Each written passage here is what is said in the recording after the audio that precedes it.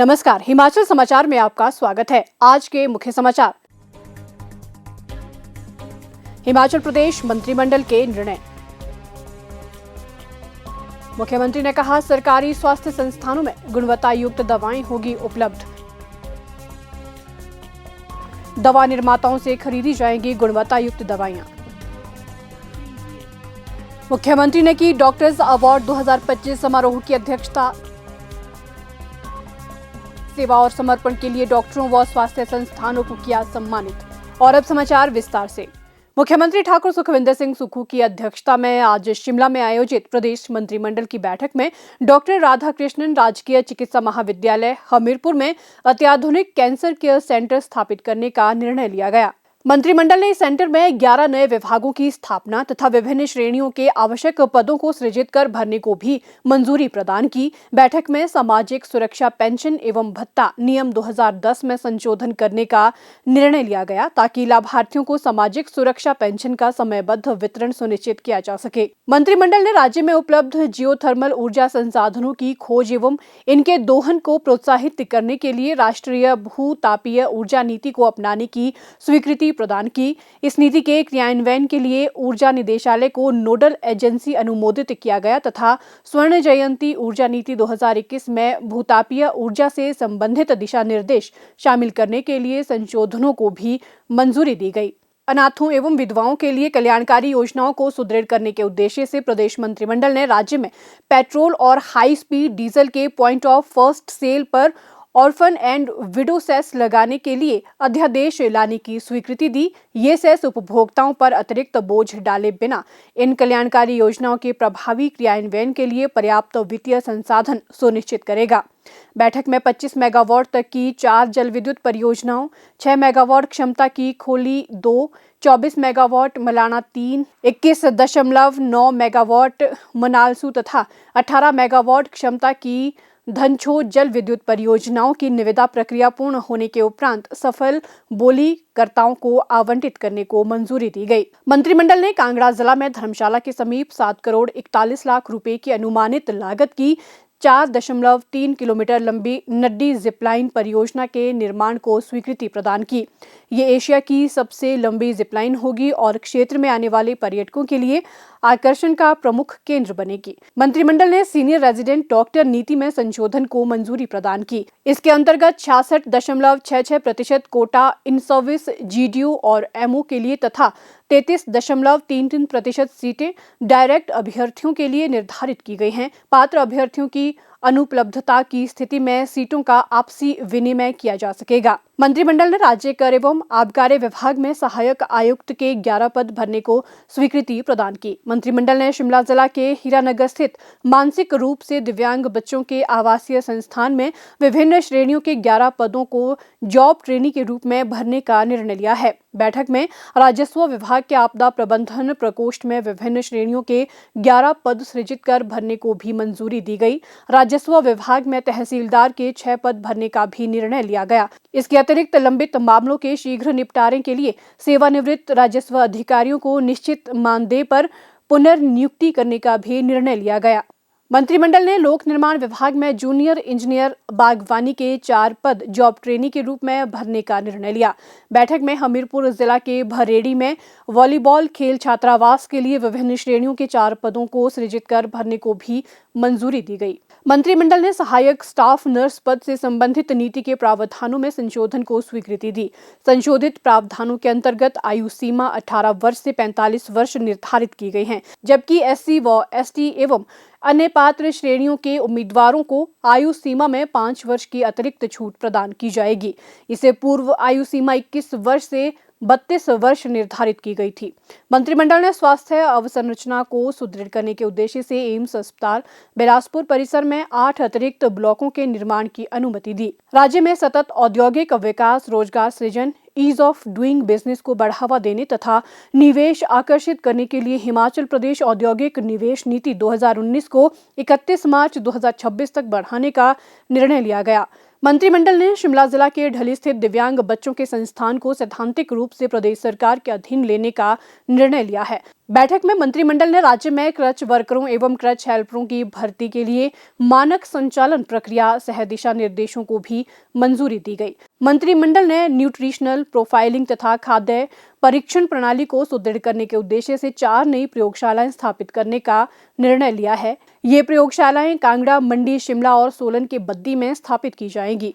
इसके अतिरिक्त सोलन जिला के कंडाघाट स्थित समग्र परीक्षण प्रयोगशाला के उन्नयन के साथ साथ आवश्यक पदों को सृजित कर भरने का भी निर्णय लिया गया है।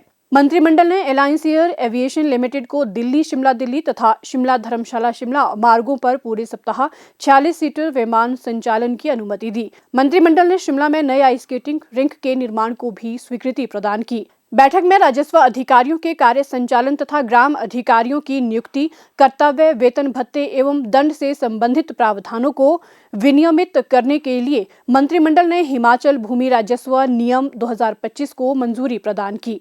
मुख्यमंत्री ठाकुर सुखविंदर सिंह सुक्खू ने आज स्वास्थ्य विभाग के वरिष्ठ अधिकारियों के साथ आयोजित बैठक में सरकारी स्वास्थ्य संस्थानों में इलाज के लिए आने वाले मरीजों को गुणवत्ता युक्त दवाएं उपलब्ध करवाने के निर्देश दिए। उन्होंने कहा कि राज्य सरकार जल्द ही लगभग 100 करोड़ की दवाओं की खरीद के लिए टेंडर जारी करेगी और ये सुनिश्चित किया जाएगा कि प्रतिष्ठित दवा कंपनियां भी इसमें भाग ले सकें। मुख्यमंत्री ने कहा कि दवाएं सीधे दवा निर्माता कंपनियों से खरीदी जाएंगी, जिससे सरकारी अस्पतालों में मरीजों को विश्व स्तरीय दवाइयां मिल सकें। उन्होंने कहा कि मरीजों को गुणवत्तापूर्ण दवाइयों की आपूर्ति सुनिश्चित करने के लिए आवश्यकता अनुसार ड्रग्स एक्ट में भी संशोधन किया जाएगा।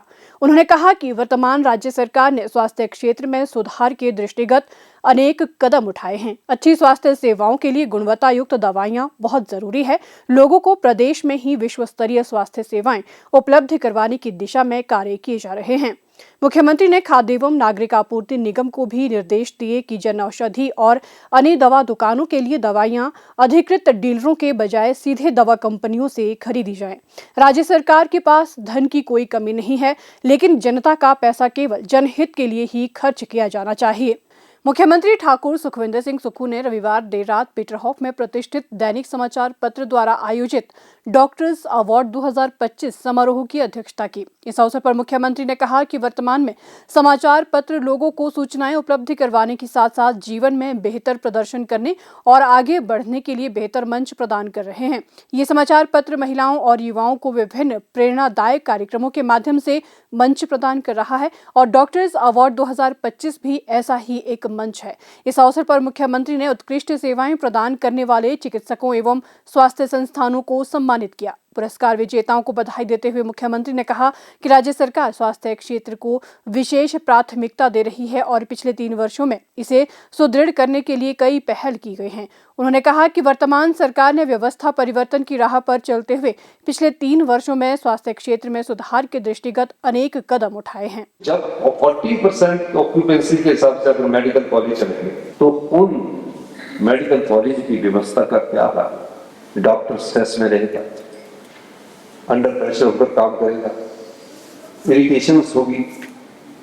इन सब चीजों को हमने बड़ी बारीकी से समझा और हमने देखा कि ऐसा शिफ्ट करने वाले डॉक्टरों को जब रात को नाइट ड्यूटी होती है 48 घंटे उनसे काम किया जाता था।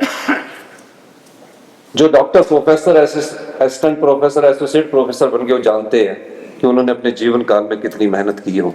48 घंटे की उसको ड्यूटी दे रही है तो आप अंदाजा लगा दीजिए कि उसके काम करने की शक्ति कितनी कम होगी। इस चीज को हमने बदला। आज ऐसा 12 घंटे आईजीएमसी और सभी मेडिकल कॉलेज में काम कर रहे हैं। हेल्थ सेक्टर हमारे सरकार के केंद्र बिंदु में दूसरे नंबर पर है, पहले पर शिक्षा। और मैं आज आपको कह सकता हूँ, दावे के साथ कह सकता हूँ, जो डॉक्टर बैठे हैं आईजीएमसी में बैठे हैं, टाटा में बैठे हैं, हर एक मेडिकल कॉलेज में बैठे हैं, मैंने आपसे इंटरेक्शन किया, आपसे मैंने सीखा, आपसे मैंने ज्ञान प्राप्त किया, फिर उसके बाद मैंने उसकी पढ़ाई की और उसके बाद मैं इस टेक्नोलॉजी की दिशा में आगे बढ़ा। आज भी मैं जब आ रहा था तो मुझे पता लगा कि टाटा में हमें बोला था कि हमें डीएसए चाहिए और मुझे डॉक्टर ब्रिज ने भी कहा कि हमें भी डीएसए चाहिए पीएचए में आने के लिए।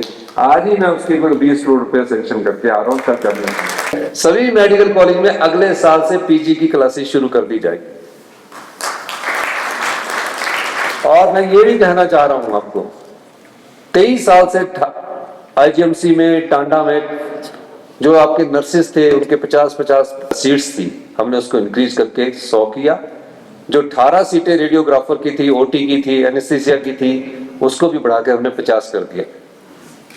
और जितने भी डॉक्टर हैं यहाँ बैठे हैं, आप जानते होंगे एसआर की फेलोशिप का 65,000 से 1 लाख किया और सुपर स्पेशलिस्ट को 1,30,000 किया। और मैं आपको ये कहना चाहता हूँ, 1 साल के अंदर हिमाचल प्रदेश के सभी मेडिकल कॉलेजेस में, सभी डिस्ट्रिक्ट हॉस्पिटल्स में सीएससी तक हम हाई एंड मेडिकल टेक्नोलॉजी देने जा रहे हैं, जिसके लिए 3,000 करोड़ रुपया हम खर्च करते हैं। हिमाचल समाचार देखने के लिए सब्सक्राइब करें यूट्यूब चैनल हिमाचल समाचार, लाइक करें Facebook page information and public relations department Himachal Pradesh और सीएमओ हिमाचल, फॉलो करें @DPRHP और सीएमओ हिमाचल, फॉलो करें इंस्टाग्राम @DIPR हिमाचल और सीएमओ हिमाचल, विजिट करें वेबसाइट www.himachalpr.gov.in। इस अंक में इतना ही, कल फिर होगी मुलाकात, दीजिए इजाजत, नमस्कार।